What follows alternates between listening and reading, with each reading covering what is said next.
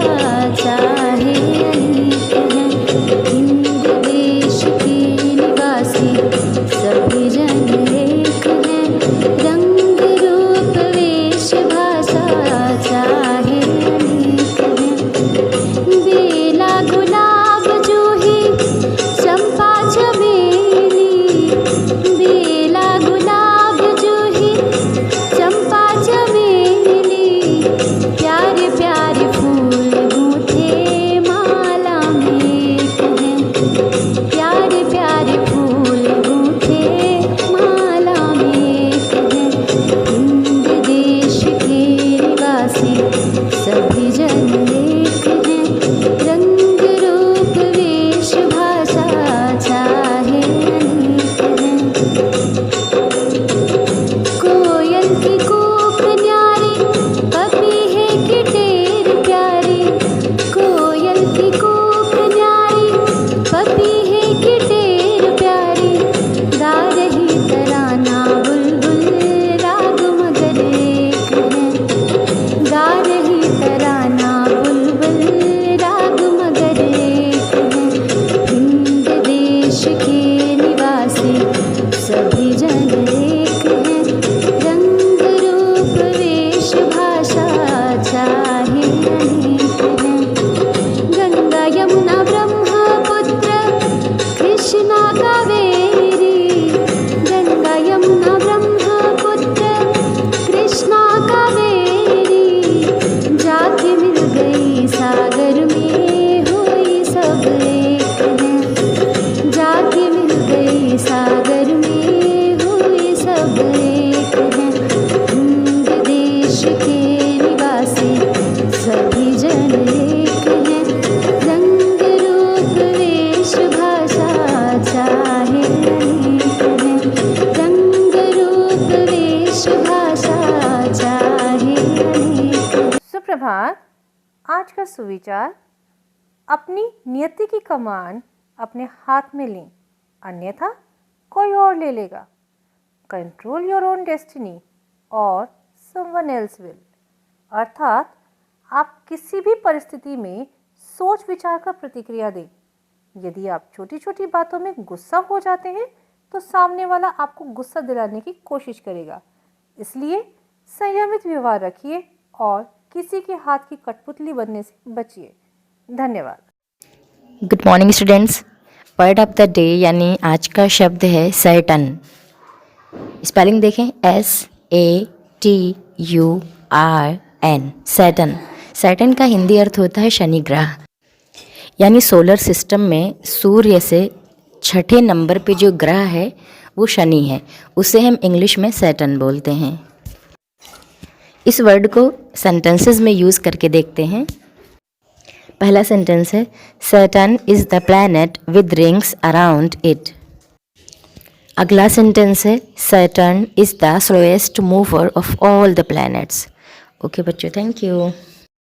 नमस्कार बच्चों, अब समय है आज की पहेली का, तो फिर पूछो मेरे साथ। ना मुझे इंजन की जरूरत, ना मुझे पेट्रोल की जरूरत, जल्दी जल्दी पैर चलाओ, मंजिल अपनी पहुंच जाओ। नहीं समझ पा रहे हो? कोई बात नहीं, फिर से ध्यान से सुनना। ना मुझे इंजन की जरूरत, ना मुझे पेट्रोल की जरूरत, जल्दी जल्दी पैर चलाओ, मंजिल अपनी पहुंच जाओ। अरे वाह, बिल्कुल सही जवाब, साइकिल। धन्यवाद। नमस्कार, आज के इतिहास में आपका स्वागत है। आइए जानते हैं क्रिस्टोफर कोलंबस के बारे में। क्रिस्टोफर कोलंबस का जन्म सन 1451 में हुआ था। उसके पिता जुलाहे थे। बचपन में कोलंबस अपने पिता के काम में मदद किया करता था। बाद में जाकर उसे समुद्री यात्राओं का चस्का लग गया और इसी को उसने अपना रोजगार बना लिया। सन 1493 में आज ही के दिन क्रिस्टोफर कोलंबस अपने विश्व भ्रमण के बाद स्पेन लौटा। आइए जानते हैं अगली खबर। सन 1985 में आज ही दुनिया के पहले इंटरनेट डोमेन नाम symbolics.com का पंजीकरण किया गया। धन्यवाद। सवेरे का नमस्कार। वक्त है आज के विशेष का। विश्व भर में प्रत्येक वर्ष 15 मार्च को विश्व उपभोक्ता अधिकार दिवस मनाया जाता है। इस अवसर पर उपभोक्ताओं को उनके कंज्यूमर राइट्स अथवा उपभोक्ता अधिकारों के प्रति जागरूक करने के लिए विभिन्न कार्यक्रम आयोजित किए जाते हैं। इस दिवस को मनाए जाने का उद्देश्य ग्राहकों को किसी भी प्रकार की धोखाधड़ी से बचाना और उन्हें जागरूक बनाना है। उपभोक्ता आंदोलन का प्रारंभ अमेरिका में रल्फ नाडेर द्वारा किया गया था। नाडेर के आंदोलन के फलस्वरूप 15 मार्च 1962 को अमेरिकी कांग्रेस में तत्कालीन राष्ट्रपति जॉन एफ कैनेडी द्वारा उपभोक्ता संरक्षण पर पेश विधेयक को अनुमोदित किया गया था। इसी कारण 15 मार्च को हर वर्ष अंतर्राष्ट्रीय उपभोक्ता दिवस के रूप में मनाया जाता है। अमेरिकी कांग्रेस में पारित विधेयक में 4 विशेष प्रावधान थे: उपभोक्ता सुरक्षा के अधिकार, उपभोक्ता को सूचना प्राप्त करने का अधिकार, उपभोक्ता को चुनाव करने का अधिकार और उपभोक्ता को सुनवाई का अधिकार। अमेरिकी कांग्रेस ने इन अधिकारों को व्यापकता प्रदान करने के लिए 4 और अधिकार बाद में जोड़ दिए: उपभोक्ता शिक्षा का अधिकार, क्षति प्राप्त करने का अधिकार, स्वच्छ वातावरण का अधिकार और मूलभूत आवश्यकताएं जैसे भोजन, वस्त्र और आवास प्राप्त करने का अधिकार। धन्यवाद। सुप्रभात प्यारे बच्चों, मैं लेकर आई हूँ आज की प्रश्नोत्तरी और आज की प्रश्नोत्तरी आधारित है भारत के राष्ट्रीय प्रतीक पर। तो चलिए देखते हैं पहला प्रश्न। पहला प्रश्न है, भारत का राष्ट्रीय ध्वज क्या है? इसका उत्तर है तिरंगा। तिरंगा हमारा राष्ट्रीय ध्वज है। तिरंगे में समान अनुपात में 3 क्षैतिज पट्टियां हैं। सबसे ऊपर गहरा केसरिया रंग, बीच में सफ़ेद और नीचे हरा रंग होता है। इसका अनुपात 3:2 होता है। बीच में नीले रंग का एक चक्र होता है जिसमें 24 तीलियां हैं। आज का दूसरा प्रश्न, भारत का राष्ट्रीय वृक्ष क्या है? इसका उत्तर है बरगद। बरगद हमारा राष्ट्रीय वृक्ष है। इसे बर, वट या बट भी कहा जाता है। बरगद मोरेसी या सहतूत कुल का पेड़ है। इसका वैज्ञानिक नाम फाइकस वेनगेलेंसिस है। हिंदू लोग इस वृक्ष को पूजनीय मानते हैं। तीसरा प्रश्न, भारत का राष्ट्रीय राष्ट्रगान क्या है? इसका उत्तर है जनगण मन। जनगण मन हमारा राष्ट्रीय राष्ट्रगान है।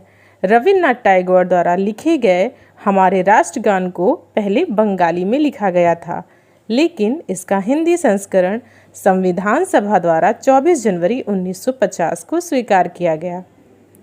आज का चौथा प्रश्न, भारत का राष्ट्रीय चिन्ह क्या है?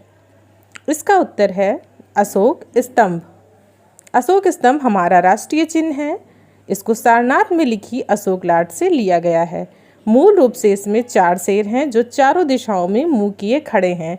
इसके नीचे एक गोल आकार का आधार है जिस पर एक हाथी, दौड़ता घोड़ा, एक सांड और एक सिंह बना है और हर पशु के बीच में एक धर्म चिन्ह बना है और सबसे नीचे सत्यमेव जयते लिखा है। तो आज की प्रश्नोत्तरी यहीं समाप्त होती है। धन्यवाद। सुप्रभात प्यारे बच्चों, आज का बाल गीत है बारिश की मस्ती। रिमझिम बारिश आई, रिमझिम बारिश आई, काली घटा फिर है छाई, काली घटा फिर है छाई। सड़कों पर बह उठा पानी, कागज की है नाव चलानी। सड़कों पर बह उठा पानी, कागज की है नाव चलानी। नन्नू मुन्नू चुन्नू आए, रंग बिरंगे छाते लाए। नन्नू मुन्नू चुन्नू आए, रंग बिरंगे छाते लाए। कहीं छप छप, कहीं टप टप, लगती कितनी अच्छी गपसप। रिमझिम बारिश की फौहारें, मन को भाती खूब बौछारें। बारिश की यह मस्ती है, हो चाहे कल छुट्टी है। बारिश की यह मस्ती है, हो चाहे कल छुट्टी है। Thank you. सवेरे का नमस्कार। आज की बाल कहानी का नाम है गधा और मेंढक। एक बार एक गधा लकड़ी का भारी बोझ लिए जा रहा था। अचानक वह दलदल में गिर गया। वहां मेंढकों के बीच जा लगा। रेंगता और चिल्लाता हुआ वह इस तरह सांसें भरने लगा जैसे दूसरे ही क्षण मर जाएगा। आखिरकार एक मेंढक ने कहा, दोस्त जब से तुम इस दलदल में गिरे ऐसा ढोंग क्यों रच रहे हो? मैं हैरत में हूँ। नमस्कार, आज मोटिवेटर सेल्फ का विषय है अपने रास्ते खुद चुनिए। अपने रास्ते खुद चुनिए क्योंकि आपको आपसे बेहतर कोई और नहीं जानता। भीड़ हमेशा उस रास्ते पर चलती है जो रास्ता आसान लगता है, लेकिन इसका मतलब ये नहीं कि भीड़ हमेशा सही रास्ते पर चलती है। दूर से हमें आगे के सभी रास्ते बंद नजर आते हैं, क्योंकि सफलता के रास्ते हमारे लिए तभी खुलते हैं जब हम उसके बिल्कुल करीब पहुंच जाते हैं। बारिश के दौरान सारे पक्षी आश्रय की तलाश करते हैं, लेकिन बाज बादलों के ऊपर उड़कर बारिश को ही नज़रअंदाज कर देते हैं। रास्ते की समस्याएं एक जैसी होती हैं, लेकिन हमारा नज़रिया अंतर पैदा करता है। बीच रास्ते से लौटने का कोई फ़ायदा नहीं होता, क्योंकि लौटने पर आपको उतनी ही दूरी तय करनी पड़ती है जितनी दूरी तय करके आप लक्ष्य तक पहुंच सकते हैं। जिंदगी की तपिश कितनी भी हो, लेकिन कभी हताश नहीं होना चाहिए, क्योंकि धूप कितनी भी तेज हो, समंदर नहीं सूखा करते। इस बात से कोई मतलब नहीं कि हम कितने धीरे चलते हैं, जब तक कि हम रुकते नहीं। हम जहाँ भी हैं वहीं से शुरुआत करें।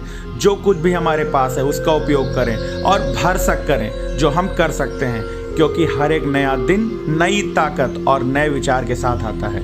धन्यवाद। आपका दिन शुभ हो। सुन सुन सुन मेरी नन्ही सुन, सुन सुन सुन मेरी मुन्नी सुन, ज्ञान की गंगा बहे, प्रदेश ये प्रेरक बने। सर्वांगीण विकास हो, उन्नयन की बात हो, अभ्युदय की बात हो, शिक्षकों का साथ हो, बात हो उत्कर्ष की, अधिगम के परिणाम की। अब न कोई छूटेगा,